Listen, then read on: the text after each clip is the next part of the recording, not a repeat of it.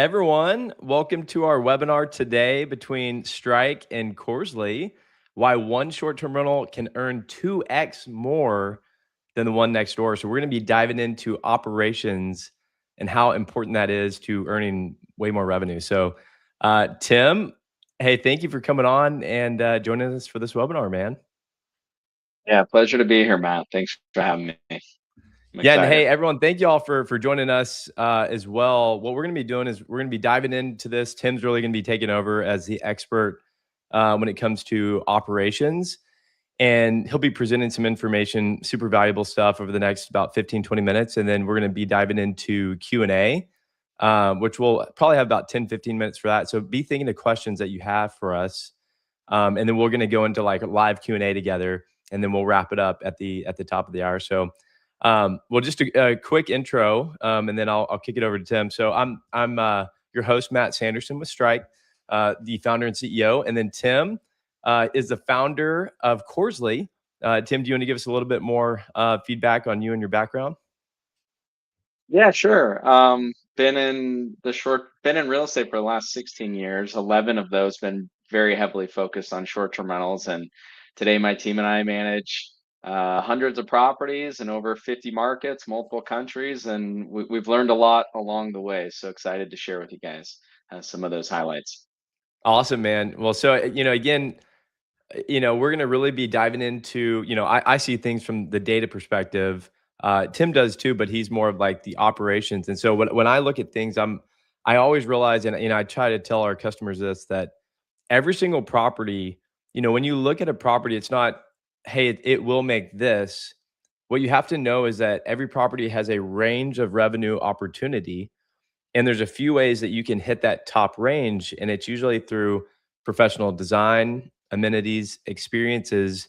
But one that people forget about a lot is operations and and operational excellence to help you really get to that top 25 or top 10% of that market.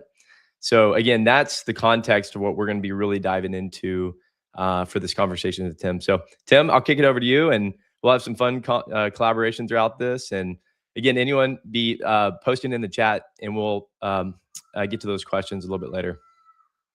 Yeah, well, thanks for the intro, Matt, and thanks for having me here. And yeah, operations are really, really important. I've gone to tons and tons of conferences over the years, and back in the day when I was going to a lot of long-term real estate investment conferences, these guys, I really think of them as mentors today, but they would always say, I'd rather have a B-class property with A-class management than an A-class property with B-class management.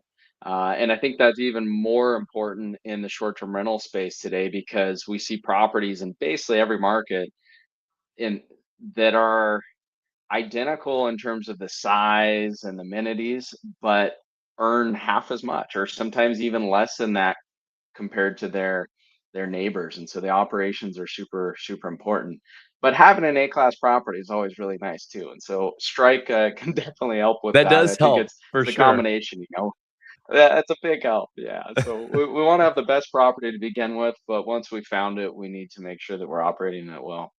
100%. Um, so so yeah, let's see. And yeah, when I first got started with short-term rentals, this was a long time ago, right? 10 plus years ago, and I invested in this property, a historical property, did a big renovation, and I switched. It's an 8-unit apartment building, and I switched the units from long-term rentals to short-term, and they were actually earning like 8 times more than what they were earning as a long-term rental.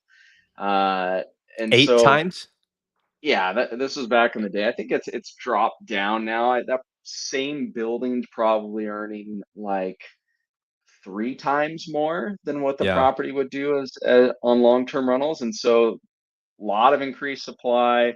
I mean, markets have changed drastically, and so there's even more importance on making sure that we're running our properties as best as we possibly can. And there's different reasons for getting into short-term rentals, right? There's definitely a big personal component for a lot of people, but if your reason for getting into short-term rentals is the investment side of things, and it really just comes down to the numbers, then you got to have the best operations out there. And so let's just touch base on a few things. Um, Along with a lot more supply, there's also much higher guest expectations today, right? So people are expecting hotel level expectations. A lot of professionals are now in the space, back in the day when we put our short-term rentals on. I'm sure this is like not new to a lot of you, but for anyone that's just getting their property, like this is reality today. Things are like much different than they were years ago. And it's just not as easy. Interest rates are higher. There's more guest expectations, there's more supply. However, there is a lot of data out there.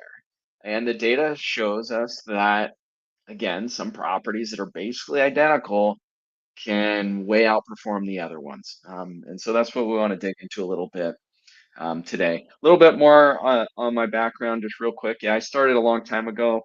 I also started a podcast called Short Term Rental Riches. So you can find it on all the normal outlets. And it's a mainly solo episode show. And I was just talking about operations in my own portfolio. And they're quick, actionable episodes. I had a lot of friends reaching out. I moved to South America about 9 years ago. It's crazy to think it's been so long, but Oh, quite a long time ago. But most of my properties are in the U.S., and so quite naturally, a lot of people were just like, "Hey, how are you managing or expanding your portfolio by when you're living so far away?" 10 years ago, this was harder to do, but definitely possible. Today, it's much more accepted, right? That we can manage properties from wherever we happen to be. But I still spend almost all my time in South America today. Most of the properties we manage are in the US, but we're in, I think, 6 or 7 other countries, bunch of different places. And we've learned a lot. And I have an amazing team from Corzly. We're also completely virtual, so we're spread out all over the place. We've got team members in Eastern Europe, then South Africa, the Philippines, uh, kind of all over the place. But we're all focused on one mission, and that is improving the core operation behind a short-term rental. And I think that's the reality. We manage all different types of properties today, everything from like a small studio, inner city apartment to a lakeside mansion. And the core operation behind short-term rentals is essentially the same. Like we have to set really good expectations. That doesn't mean our property has to be the best property in the neighborhood. It just means we have to set the right expectations. And then we have to deliver on those expectations. So the property has to be clean. The doorknobs can't be falling off. And our guests have to have a good experience. We need to get good reviews. And that helps with our visibility and that helps our property outperform. And so that's really the big difference between why one property would be earning a lot more than another one is because that property dropped the ball on guest expectations, and reviews suffered. And with reviews suffering, they got lower visibility, and it's sort of just a downward spiral. And so this just happens to be the very first short-term rental I ever launched in Sacramento. Still running it today. It's a fourplex. Um, very yeah, cool. and it does very well. Some of these units I think have like 500 or 600 reviews. So they have way more reviews than, Yeah, you're most of you're the. one of the OG investors. I mean, Airbnb didn't launch to what, like 2008 or something like that, and then you got Yeah. in what, like 2012 or 15 or something around there? Yeah. Yeah, this one I launched in 2015, but I had been staying in short-term rentals for quite a long time before that, and that's sort of how I discovered the opportunity. Um, was I was staying in short-term rentals looking for long-term rental investments in different markets. And I just Yeah. ran the numbers and was like, why am I looking for these long-term rentals? Like this property I'm staying in does way better. I know. I And mean, and like you mentioned earlier, like 8x return or 8x revenue is kind of crazy, which I mean, I bet you could have got that back in the day, but 3x is kind of what I typically see. And, as like a rule of thumb. So anyone that's listening out there, as a rule of thumb that I'm seeing, at least from a data perspective, and Tim just confirmed, as a long-term rental, if you're making this, you could typically make 3x whatever that long-term rental is, sometimes way more, depending on the market and the property. But like my College Station property, a lot of people like long-term rentals because it's a college town and they're like, oh, this is a great deal, whatever. Well, I converted that into a short-term rental and I'm making 3x as a long-term rental or as a short-term rental now. So it's a huge opportunity if you do it right. I would agree. And I think those numbers are totally fair as well. And it's easier to multiply our returns over what a long-term rental might earn because long-term rentals just don't earn that much money anymore, you know? So like if you found a great property and you got great financing, uh, maybe you're making, it depends on the property, but like a few $100 a month, like the margin Yeah, is really thin on long-term rentals these days. And so if you're making $1,000 a month with your short-term rental and you have a beautiful property, I also happen to think it's a little more fun than like traditional long-term rentals, that are all the same paint color and they have all the same flooring and so on and so on. totally agree. But $1,000 a month, and I mean, of course, we know lots of properties are earning much more than that. So yeah, I think those numbers are totally fair, Matt. Let's see. Okay, so we know there's a big difference between properties in the market. I think one thing that we see really often when we're working with new owners is that everything kind of looks okay. Like you got your property, it's set up well, you're managing it, and you got good reviews coming in. Um, that's great, and we've got to make sure I have good reviews, but it doesn't mean that your property's truly optimized. If unless you're really looking at all the numbers, like you might discover that again, a property very similar to yours that also has good reviews is earning 15% more than your property. Could be for a whole bunch of reasons. We'll talk about a few of those, but maybe they're just doing a better job marketing. Maybe they have upsells. Maybe their revenue management strategy is much more dialed in and they understand their booking windows better. And so we see this all the time. Someone can be doing a really good job on the surface managing their property, but again, doesn't mean that their property's optimized. And I kind of just talked about a couple of those, but maybe it's priced too low. Maybe it's not priced too low in the next month, but maybe it's priced too low in the next 3 months, or maybe it's priced too high. Most people are all on Airbnb, right? When we get our first short-term rental, it's the first place we go. We put it on Airbnb. Then people usually put it on VRBO. And then a lot of people will put it on booking.com, but there's still a lot of people that aren't putting it on booking.com. And then truly understanding these different listing sites makes a big difference too. Like just like Airbnb has their new property discount, there's a new property discount on VRBO. There's discounts on booking.com, all things that you can pull the levers on to get more visibility with your property. Um, let's see. Most people these days are using some dynamic pricing software. It's good to have great data. What Matt and the team are doing at strIQ, I think, is amazing. Again, like starting with a good property is is such a That lifesaver. helps. Yeah, it helps big time. Yeah, and a lot of our traditional data tools that we use to manage pricing don't have all the things that strIQ has to help us analyze properties and make the best decisions. So having good data is essential. Good news is there's a lot of data out there. Basically every Airbnb that's ever gone on the platform, there are tools that have data about it. Now, the way they get their data can create some blind spots, and so we got to be weary of this. And then we also have to be weary of the fact that a lot of the data tools tell us averages, but we know if we're looking just at averages, that there's 50% of the market's doing worse than that, and 50% of the market's doing better than that. And so we really have to narrow things down further and truly understand what properties our property is comparing to. And so there's quite a lot that goes into revenue management. I think just having a tool right now doesn't give you as big of an advantage as it once did. 10 years ago, if you had a dynamic pricing tool and you're adjusting prices, it helped a lot. Today, most people have dynamic pricing tools, but there's also way more layers to those tools. So just I think the important things are understanding your actual competition and constantly measuring your property against the market to see if you're. Go ahead, Matt. I was just gonna say, like, man, I think that's one thing that I've realized just diving into this with 5 properties that I own and the one I help my father-in-law with.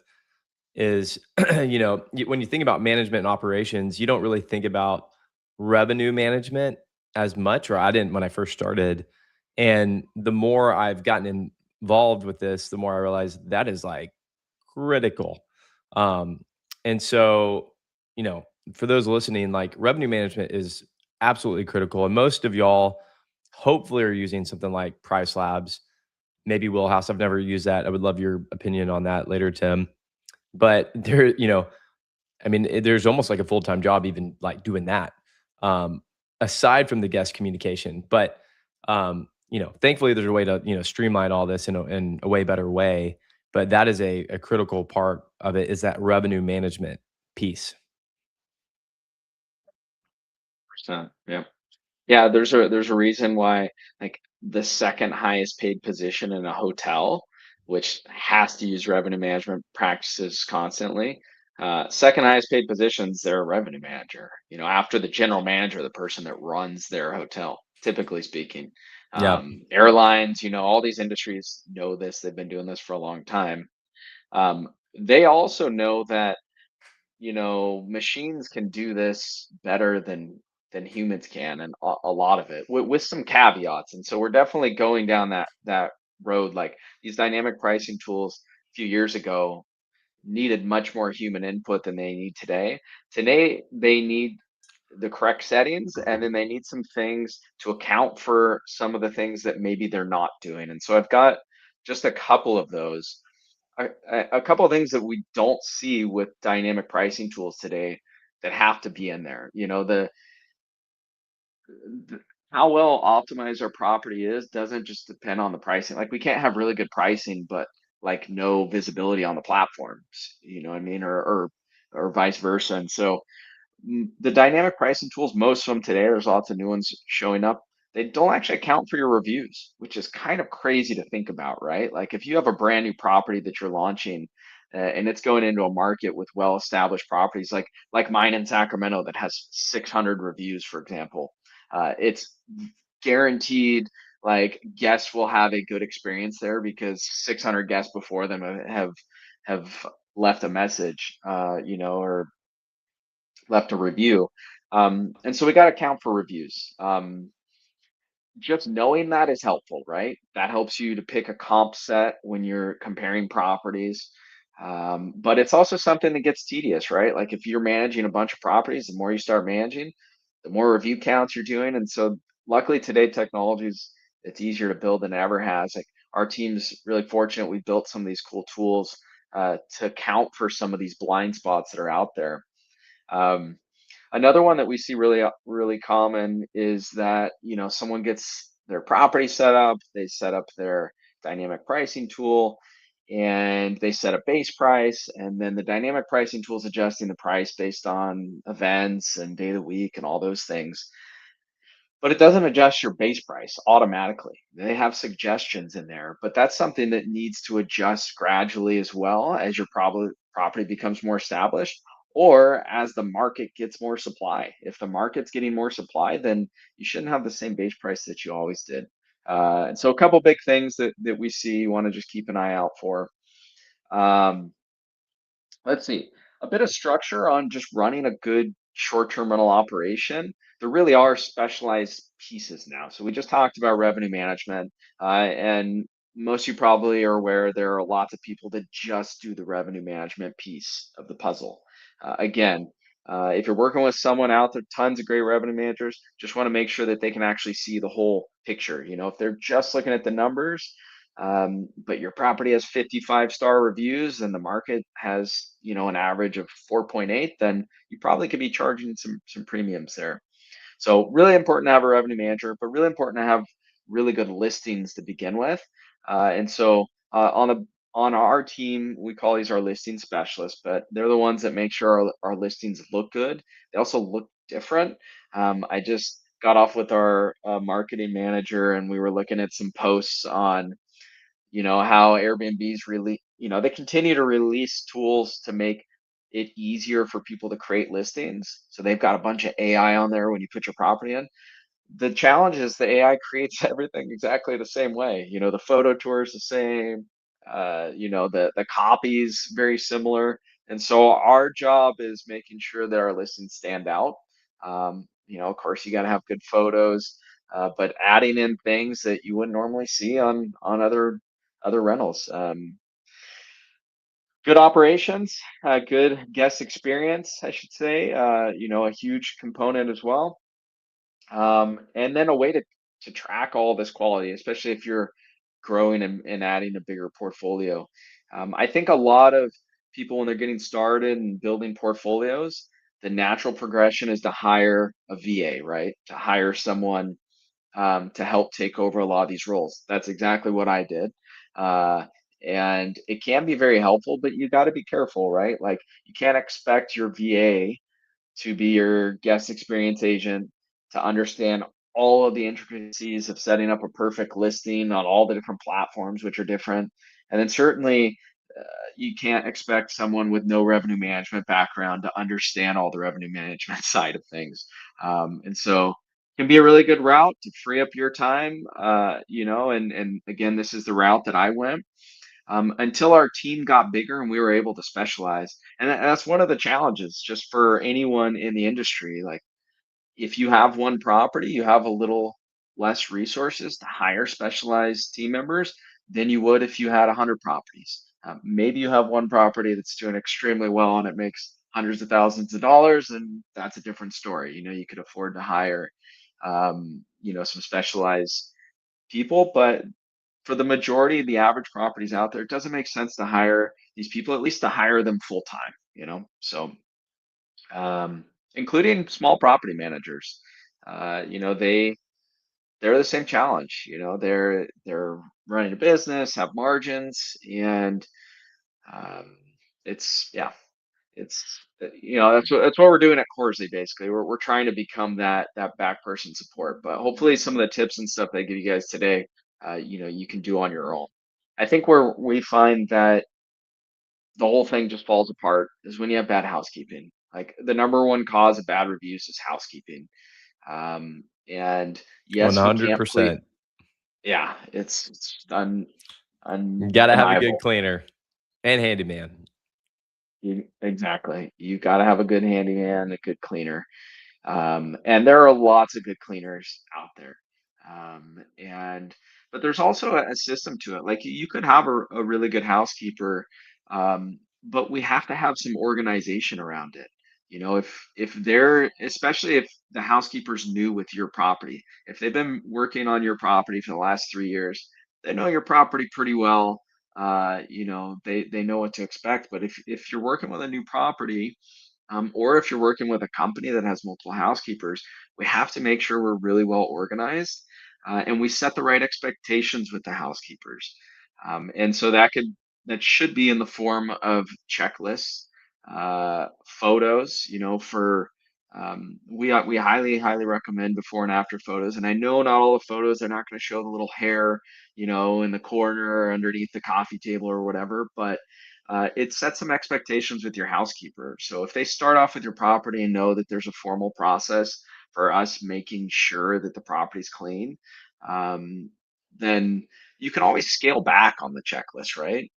But when you start with a housekeeper with expectations that those things aren't going to be checked or in place, then it's a little harder to go the other way.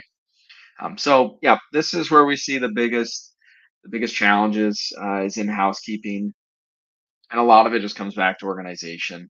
Um, Beautiful thing today, everything, most all this core operation we can do virtually, except for the physical piece, the housekeeping and the maintenance, but we can't organize all of that, on the back end. And there's lots of ways to do this. One of the very first housekeepers I ever hired, like 10 years ago, manages all my housekeepers today, in the different cities. She actually moved one time to Tennessee, where I have more properties. She didn't love it that much, so she moved back to California, but she now knows all my properties intimately, and she knows what a good housekeeping job looks like. And so she manages all the other housekeepers. And I see this with lots of our partners and lots of people out there. Your on the ground team is really important. So it's important to pay them fairly, to treat them well, and to understand, that if you don't have that person there that, some things can get overlooked and it'll make it a lot more challenging. There's a lot of technology out there today. I love technology. I'm guilty of like trying everything, maybe before it's ready. And today, I think we're just living in an incredibly exciting time where we can build a lot of technology on our own. So I'm really fortunate that we have quite a few developers on our team. I think the reality, though, for anyone out there that wants to run a really good operation with their short-term rental, you need multiple pieces of software. So we use property management software like Hostaway or Guesty or Lodgify or Hospitable, um, but we actually don't use it for a lot of components of the operation. For example, we don't use it for messaging. We use some other tools for that. We don't use it for our pricing. We use other tools like price labs that we talked about. We don't use it for guidebooks. We don't use it for task management. We're really using it mainly for a channel manager because we found other tools that we found to be superior than what the PMS offers. And as we continue in an industry or in a environment in a world where software is easier to create, it's very likely that all of these property management software platforms are going to try to do everything themselves because they want more of your business, they want more subscription costs. But the reality is it's, people that have been working in a specific piece of the operation for years, most likely have figured out a few things that another software provider that's just getting started hasn't. So that's reality. I think there's lots of good programs out there. Unfortunately, they're not all perfectly connected. Um, Yeah, I but wonder what's gonna happen with, with AI. Like, as an example, Hospitable is now rolling out more AI functionality, which is pretty good. But then you have like HostBuddy AI that their main goal is to really streamline the AI communication, which could go into any platform. And then, AI is just gonna get better and better. Likewise, uh, the direct booking game is becoming more heated, it feels like. So like Wonder is now getting into it. All the PMSs are now offering direct booking sites. Contractors out there are like, hey, I can go build you a site, especially now using AI real fast. Um, anyway, so in the Q&A, it'd be good to get your feedback of, I mean, if you're able to disclose recommendations for AI tools for communication and or your feedback on direct booking sites. Because I know we talked about Airbnb, VRBO, Booking.com, like these major ones, but as a co-host property manager, it would be good to hear your feedback of like how important is the direct booking site as well. But don't feel like you've got to get into that now. We could save that for Q&A, but it's something I'm thinking about too. yeah, no, let's definitely chat about that. Let's come back to that. I've Okay, got a lot of recent relevant experience. I think that'd be helpful to perfect. share. And I also have a slide here on AI, Nice. and because there's a lot of AI, right? And yeah, there's a lot of companies again like selling this dream that you can just turn AI on and it's going to run your short-term rental.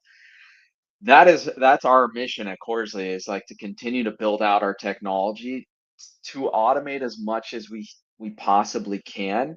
But the reality is like we see ourselves always as a hybrid company. Like I can't right now imagine a point where we're not going to have humans involved running our short-term rentals because there are some things that just need human input, especially we're talking about hospitality here, right? So I when we hear some of the big players out there, Host Buddy, and there's a bunch of them, Conduit, Bestie, and you name it, we've tried a lot of them. They're selling that dream. You can turn it on and it's gonna do everything. What it does do really well is handle responses that you have in your knowledge base. So when you set up one of these tools, you create a knowledge base for your property, all the details, your policies, what your Wi-Fi password is. And if a guest reaches out and says, "Hey, I can't find the Wi-Fi password," that's a really easy answer for AI to come back and say, "Oh, the password's sunshine." Uh, but for AI to handle some other complex tasks, that's when you got to have a human in the loop, as they say. A couple examples, like even something as simple as like an early check-in. especially if you're scaling your portfolio. So if someone requests an early check-in, it may be that you always want to allow early check-ins, but you first need to make sure that your property's actually clean, right? And if you've got a same day turnover and your housekeepers are currently there cleaning it, then you've got to check with them, right? And it may be that you want to charge for an early check-in. Maybe you only charge when you're letting someone check in more than 2 hours in advance. And then you need to decide how much to charge. And so you can see like some of these questions that come out from guests that require multiple layers of AI. It can be done. We're really excited to be doing it for all different types of pieces in the back end, but AI has to have that information, right? And it has to have that setup there. And then let's say you were charging for the early check-in, and maybe this was a direct booking, so you need to send out a payment link, and it needs to have the right amount. So the more layers there is to the question, the more difficult it becomes. And then also, there's really not a great quality control with a lot of the AI programs out there right now. It's really holding you as the owner responsible for making sure that it's doing a good job. And so, a couple caveats with AI. We love it. It's going to get better and better really quickly, but it's not something that you can just turn on and have run your whole business right now. Short-term rentals are great. I've got this one in here, Matt, just because there's lots of reasons that make real estate the most historically proved asset class in the United States. And taxes are a big piece of that, right? I And do we love have saving some taxes. yeah, who I doesn't? do love saving some Um, taxes. yeah. And so I'm not an accountant. Make sure you talk with your accountant. And if you guys have been following Strike's content and stuff, I'm sure you've heard of some of this before, but there's some really nice benefits to investing in short-term rentals. Even if that cash flow is not two times more than the neighbors, or even if it's not two times more than maybe what the long-term rental you may have invested in is doing. If you're in a really high tax bracket, it could be a good option for you. Hey, and just a rule of thumb on that, again, not a tax accountant, but just from experience with this, and just a prime example, last year, I could have given the government 100 grand in taxes, and I knew the tax day was coming, and I told my wife, I was like, babe, we haven't paid really any tax this year, so we're gonna have to come out of pocket a lot of money at the end of the year. So I was like, I have an idea. I think we need to buy a property. She's like, another one. And I said, well, yeah, I mean, it's either that or we're just gonna give the government money for fun. And I was like, I don't think that's a good idea. I think I'd rather own an asset, right?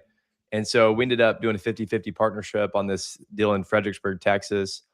And we just got our cost seg back from that, and we will officially save $100,000 in taxes, and our partner will save $100,000 in taxes. And if we would have bought that property on our own, it would have been over 200 grand in tax savings from that one property. So anyway, just massive reason that you should go buy these things is like you're gonna get an instant 20 to 30% return almost instantly by buying it, by hitting this 100 hours of material participation and then putting it live as a active short-term rental. So keep more of what you earn. Highly recommend it. Yeah, amazing. And another beautiful thing with real estate, right, is we get to use leverage. And so if we're getting a 20 to 30% return in the first year from taxes, but we only put 30% down on the property, we just got a free property basically, right? Um, Yep. so yeah, I love real estate. Um, Things have gotten more competitive though in the short-term rental industry. I mean, I think that the way any investment goes is when people see opportunities, they jump in and the returns go down. And that's just a natural evolution. That's just how the economy works. And we're seeing lots and lots of short-term rentals still come onto the market. Some markets have increased much more than others. Um, and what decides a good property in the market? I mean, it's really operations, right? I think that's the big thing. So yep, I think in the future, I think short-term rentals are still an excellent opportunity. I think you know, I would choose a short-term rental over most long-term rentals for multiple reasons. But we got to make sure we're doing a good job. And yeah, that'll help us. Um, yeah, just I guess to kind of recap here, I mean, having a good property to start off with is really important, but how we operate on the back end really decides how good our investment is. And one difference with short-term rentals too is, we don't really get like easy second chance. When if you buy a long-term rental and it rents for $2,500 a month and the tenant moves out and I don't know, you have to paint it again. Like there's no history there. But if you get a short-term rental and you don't do a great job with it and you start to get bad reviews, I mean, the only way to really start over is basically delete your listing and start from scratch. And so we got to make sure we're doing a good job. Excited to jump into some questions. If you guys want to check out the podcast, Short Term Rental Riches, again, it's all over Spotify and Apple and YouTube, and there's a lot of just uh, quick actionable advice on there. And then our company's Corzly. Um, we help operators in over 50 cities and a lot of different countries. We've managed, I think, over 100,000 guests, and we've learned a lot, and we're still learning a lot, and excited to share everything with everyone. Awesome, man. Well, hey, everyone, be thinking of questions you want to ask and drop them in the chat. And while we're doing that, I'm going to add my screen to the stage real quick to show you all something. Um, so this is the strIQ platform, and I want to show you why this is so powerful. Going to his operational feedback a second ago. So do you guys see this here? What this is showing is the range of revenue for this property that I just bought in Fredericksburg, Texas. And it's the one that I just told you about where I saved 100 grand in taxes and so did my capital partner. Now, why did we buy this property? Well, it's because I came in here, typed in the address, and I pulled up the full revenue range of this property. Remember that range I told you all about earlier? And I compared what that property was currently doing as a short-term rental to what it could actually do. And this is where I saw the massive opportunity. So that property was making about 105 grand a year in revenue, which you can see is basically right between this low 25% and median. So this property was actually performing worse than the average properties out there, like worse, which usually, rule of thumb, if you just buy a property, you put furniture in it, and you at least operate it pretty well, you could probably make average revenue for any property in almost any market. This one was like worse than average, which I liked it because I knew I was like, oh my gosh, like I could take this thing from making 100,000 to making 200,000 in revenue, maybe 280 or 300. Like my mind was blown. And guys, this is how I brought in a capital partner because I just literally showed her the data. I was like, hey, my wife found this cool property in Fredericksburg. It's 6 acres, has a river, it's 7 bedrooms and a barn. We can convert it.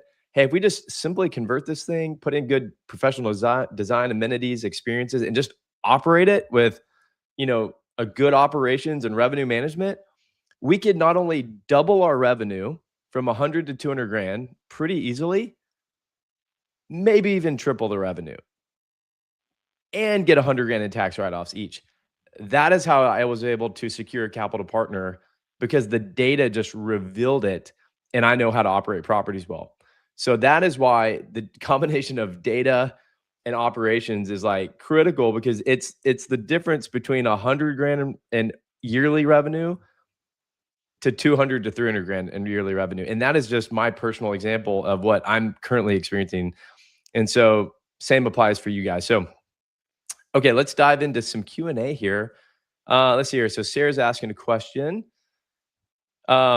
Great convo. If you're willing to share, I'd love to know Tim's full stack of specific softwares, fully understand that you have likely developed quite a bit on your own. So Tim, are you able to share some of your secret sauce? Yeah, yeah, sure. Let's see. So I would say we are shifting more to our own software as, I think we have like 8 full-time developers on our team now. So it's really exciting. Like literally every week we've got new stuff coming out. But we started off with building software just to connect a lot of the tools that we already use. And so today we have like what we call our partners hub, where someone can go one spot instead of going to Breezeway or Price Labs or all these different places. They can see everything there. Of course, we handle all those operations for them, but they get to see the view of everything. On the back end, we use Breezeway. We use Hostway as our PMS. We use Price Labs and several data sources for revenue management. We use a company called Charge Automation for our payment integrations. We use Stripe.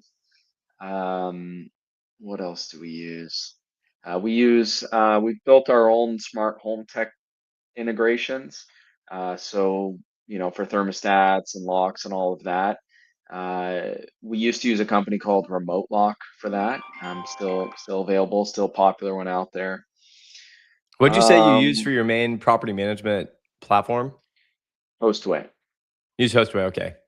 Any Yeah. reason you Mhm. chose Hostway over, the other ones out there? Yeah. Let's see. I used to use Guesty, and I switched to Hostaway back in 2021. I've always kind of been in mastermind groups and trying to learn as much as I can. And there was Yeah. another operator that had a good experience with them, and it was really a financial decision back then because Hostaway gave us a really great deal. But today, I'm happy that I did. I mean, they are the industry's first unicorn, right? They're valued at over $1 billion. They've raised over $500 million, so they Wow. have lots of resources to put into their software. And so I feel like we have a good foundation. But as I mentioned, we actually use less and less of the property management software than we ever have. Oh yeah, I forgot about our messaging tool. So we use a tool called Conduit to help us with AI messaging. But we're actually bringing a lot of that in house. I would say, our task management with Breezeway and our AI, we're bringing that in house. Fortunately, we have the team members to help us do those things. It's not an easy undertaking, I would say, because there's just so many quality control pieces to it. Like we have Yeah. escalations set up. If a certain type of message comes in, it automatically gets routed to a human, and a human or a team member. Sounds weird saying human today, but it's one of our team Yep. members. Yeah. So Well, I I'm think just that's kind of noticing the recap. cool. And I'm just noticing Sarah said, I'm just adding a couple of other comments here. Been operating for 5 years, 4 STRs, 3 MTRs.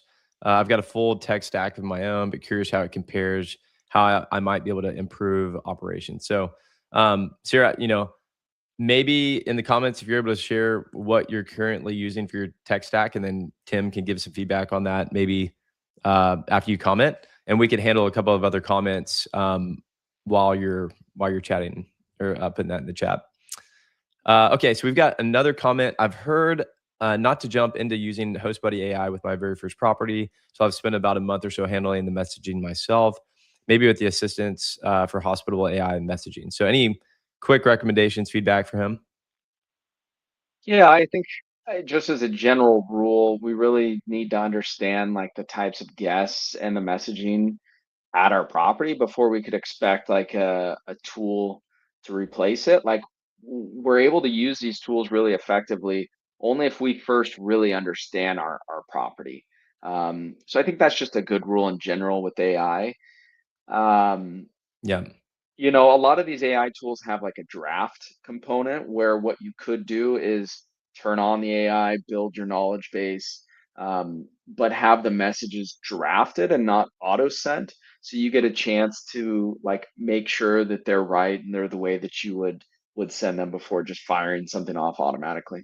Yeah. I know Hospitable in particular, I used to use Guesty Lite, I guess, back in the day, and then switched to Hospitable, and I've been happy with that. It seems like Hospitable is a really good one if you got somewhere between 1 and 6 properties or so.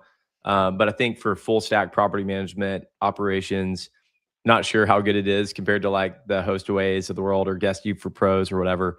But I know that Hospitable has been implementing, like you said, AI drafts where it's like, hey, recommend or suggest with AI. And, those are pretty good. But still, you've got to be able to look at that and approve it. I think the biggest thing I'm recognizing is that there's really kind of three avatars of people out there. There is probably some more than this, but three core ones. And it's like the person that wants to DIY it, do it all themselves, which is great, which has been me really for the longest time, or the person that wants to be involved but have a little bit of help with VAs or like a co-host or whatever, and it's kind of like a done with you type model on management, or the person that's like, hey, I don't want to handle none of this stuff. I just want Corzly to take it over or whoever and just like handle it, and I want to buy my time back. And I think I guess the question for you is, obviously you're giving really great recommendations if people are wanting to do more like the DIY. But do you offer services for both of those other two avatars of like kind of done with you if they want to stay involved a little bit? And also that service of, hey, if they just want to buy these short-term rentals but not do anything, do you do both of those? Um, I guess we're kind of in the middle there. So all of our relationships we call there, it's a partnership. We can't run the property effectively without our partners on the ground team. If our partner has, the housekeeper and the handyman go-to for us, then we can handle everything without them. Uh, a lot of our partners are just getting started. Maybe they don't have like a go-to handyman, so they're partially involved if there's like some serious maintenance things going on. But where we do handle 100% is with guest communications, revenue management, listing, basically the whole core function. Although we do that with our partners' input. And so if our partner says, hey, I don't care what the data says, but I don't want to rent my property for less than 2 night minimum, or I don't want to rent it for less than $250, or, I want to allow pets, or I don't, all the policy type decisions, that always comes down to our partners. They define those, and then we follow whatever they've set. Um, so yeah, I guess there's a little bit of involvement, but it could be hands off with us if someone hands us the contacts. Okay. Yeah, I think that's a pretty critical thing to be aware of, because going back to the tax conversation, if the owner is not really involved at all, and again, this is a CPA conversation. If you don't hit these material participation hours and actively manage more than anyone else, um, then you may not be able to achieve those massive tax write-offs. So having a hybrid model like that seems interesting, where it's, you can still tell the IRS like, hey, I'm still in charge, I'm in the lead here, but I'm also being wise with my leveraging my time and my operations and having support or help, right? So I think that's a critical thing to be aware of is, yeah, if you just basically bought a property and just handed it over to someone and literally didn't do anything, there is pretty big risk of not being able to get those tax advantages, where like the hybrid model is a pretty interesting one to consider. Yeah, and we don't own any of our partners' accounts, so if you wanted the tax benefits, and you were, most traditional property managers are going to own your accounts, which is a little more like cemented. They're handling everything. Again, yeah, check with your CPA, but we have had a lot of people join us that are using the same tax benefits, same ones I use. And there's a couple different ways to qualify, right? One way could be the 100-hour rule, but you've done more work than everyone else in that calendar year. And so if someone's setting up a short-term rental, that could take a considerable amount of time. And if you handed off the majority of the operations, like towards the end of the year, a lot more um, a lot easier to justify qualifying under that route. And then in year two, it's not like those things get readjusted again. So you could have already qualified for bonus depreciation. But yeah, check with your CPA. Yeah, always check with the CPA, and we've got some good recommendations if y'all need any of those. And by the way, we've got on the screen here, we've got a free STR community, and so questions like this, there's a lot of nuances. We built a community for that. I mean, I built it because I was like, man, I wish I had this when I first started, because there were so many questions that I had that when I first got started that I wanted a community of people to surround me with. And so this is a great place for y'all to start. Tim's in there. I'm in there. We're doing lots of collaborations.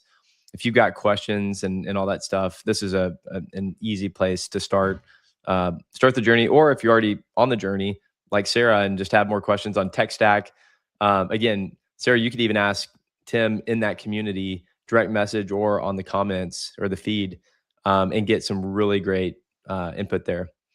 Um, I was trying to see if Sarah had sent any other questions on her current tech stack. I'll just tell you all mine currently, and Tim, I would even love your feedback on this because now I've got 5 properties and now 6 with my father-in-laws that I helped him launch up in Lake Conroe. And I'm now getting to the point where it's like kind of operational tiredness, I guess you'd say. Because I've realized, running an Airbnb, you're running a business, and it's kind of like almost like having a franchise. Like my buddy has a Summer Moon franchise, and he's got 3 of those, and he owns Playa Bowls franchises. And when you have one, it's okay because you're in the business, you're working on the business and rocking and rolling. But then you get to 3 or 5, multiple locations, logistics, just all sorts of stuff. And it can get complicated.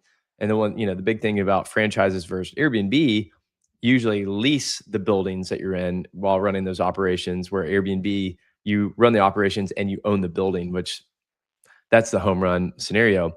But you still have operational challenges the more you scale. And I think I started getting to those challenges probably around like property 4 and 5, especially now 6. And so now I'm looking to possibly outsource more of my, operations with, possibly you and I probably need to have a conversation to see how you might can help me out, man, because it's just, after a while, if you keep growing and scaling, it's hard to do it by yourself. And so it's nice having a team that can justify the revenue percentage that you're giving away by just increased revenues by better operations. So anyway, is that kind of what you're seeing with people too? Are you helping most people with a few properties? Or are you helping people with like one as well? Does it kind of range all over the map? Yeah, no, the whole range, from 1 to 50. I think our biggest property manager we brought on had almost 50. Wow.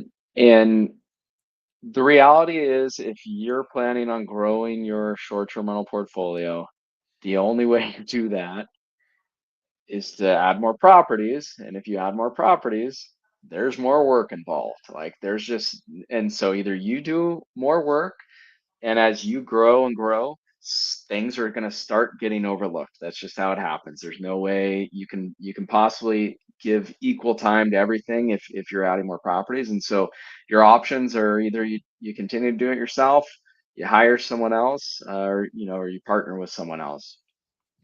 Um, yeah. So we started working a lot with smaller property managers because they don't necessarily own all their properties. They're in a different financial business, like, or situation. Like it is a business, you know what I mean? And so Mhm. they often hold off longer to hire other help. But it can really come back and bite you, to the point where we see like smaller property managers even just turning down new properties because they don't trust their systems, or maybe they don't have any systems set up to like bring on that new property in exactly the same way, with making sure they don't overlook anything. So Yeah. um yeah, Well, yeah, one thing you mentioned earlier that I think is really important for people to be aware of, and I didn't do this till I was helping one of my friends set up an Airbnb that they bought in Fort Worth, and that's letting the owner own the listing. And so, like, let that sit in. Like, I know you're probably like that doesn't matter. That is very important because Tim's right. Most property managers, if you were to go hire them, you hand over the keys to them, you sign the contract, they set up the Airbnb listing and VRBO listing, get it rocking and rolling. But say they don't do a good job, and you want to fire them 6 months later or a year later. Well, you can't just take over that Airbnb and VRBO listing again and just start cranking and rocking and rolling. Those listings stay with that property manager, and you have to literally start over again. Which, who knows, maybe that's a okay thing, but the point is when I look at the data and the underwriting and we show $100,000 as possible revenue for that property, it takes a little bit of a ramp up period to get there because these are brand new listings, right? It's takes a while for the algorithm to catch fire. And so if you hand that property manager your listings and then you want it back over 5 years from now after 500 reviews, you lose all of that. And so that is a very valuable, critical thing that you guys do with Corzly, is like letting those owners own that listing, because it sounds like at the end of the day you're letting them just take their listings back over, even if you don't work with them anymore. Is that right? Right, yeah. And there's multiple reasons why we set it up this way. I think the main reason is that that's what owners want. Like, we want control of our listings. And it really is a big difference. Like, imagine you have your Fredericksburg property and you get 105-star reviews on it. And you look at the market data and you can see, I'm crushing it because I have better reviews and I'm getting more visibility. And you go to sell the property, like, your property is going to be worth much more than the same property that has 0 reviews. It just is. Like, it gets more visibility, and so it gives owners much more flexibility. But unfortunately, like, a lot of the really big national property managers, especially, grew really big, and their operations fell apart. And then the reviews started to suffer, and you really have no way out. Like, the way out is just, Well, and ending what's the sad agreement is, and starting over. personal experience, when I bought my 30A condo in Florida, I was scared. I didn't know what the heck I was doing, and so I didn't know that area. I didn't have a cleaner. So I just left it on with the property manager out there. And this is before I knew like the tax code and all that stuff. And finally I was like, man, we're not doing that well. And I went to go have a meeting with the property manager and I just said, hey, you know, can you tell me like where this thing's listed and like how y'all are doing revenue management? This is when I was learning all that. And I don't know if they were using Price Labs at the time. I think they might have just started using that, but they had hundreds of properties out on the 38 area. But what I discovered is they weren't using Airbnb. They had only listed it on VRBO and their direct booking site. And I was like, what are you guys doing? Airbnb is a massive platform. Like, why would you not do that? And they're like, Airbnb is just not that favorable to host, blah, blah, blah. So we just use VRBO because it's more host friendly. And I'm like, well, I don't care if it's more host friendly or Yeah, not.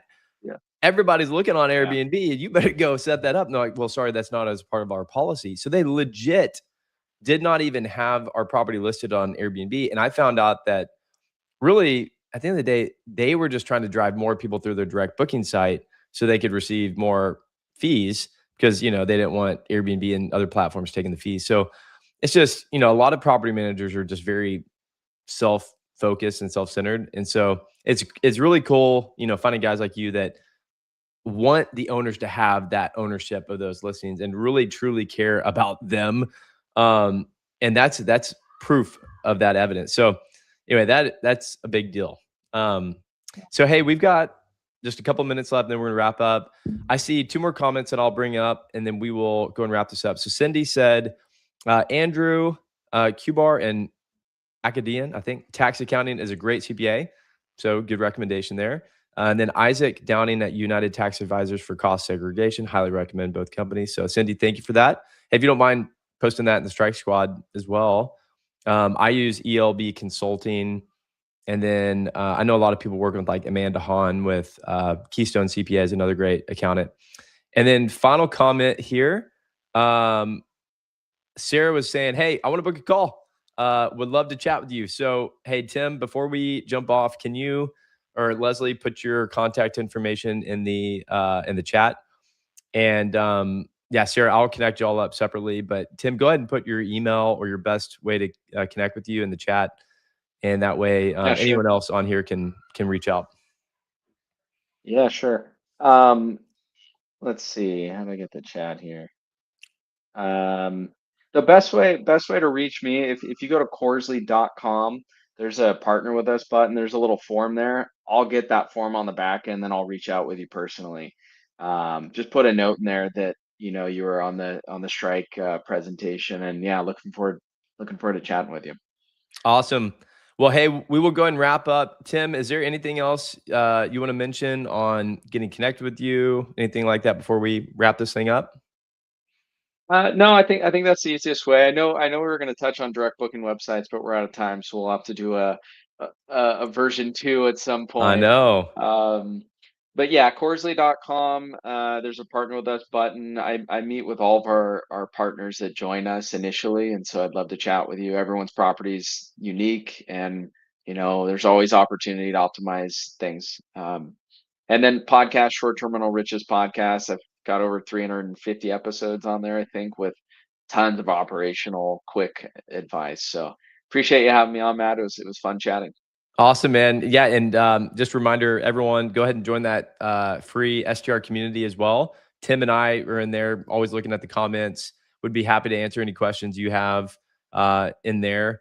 And Tim, yeah, maybe we need to do a part 2 to this. Which, speaking of, I think our podcast should drop pretty soon. Didn't Is that going Oh, to that's drop right. in the next It couple of it weeks? it should, yeah, it should. I don't know exactly, but probably within a couple weeks, I would say. All right. Well, keep us Yeah, posted on that.